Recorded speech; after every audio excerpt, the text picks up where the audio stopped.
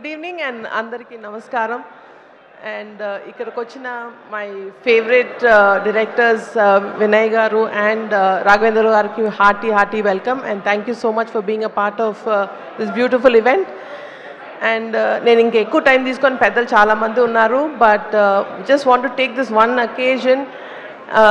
ఈ సినిమా ఈ మనశంకర్ వరప్రసాద్ని జస్ట్ ఈ పర్టికులర్ సంక్రాంతికి ఒక 2 రోజుల పండగ కాదు, ఒక 15 రోజుల పండగ చేసిన ప్రతి డిస్ట్రిబ్యూటర్కి అండ్ ఎగ్జిబిటర్కి my hearty thank you so much.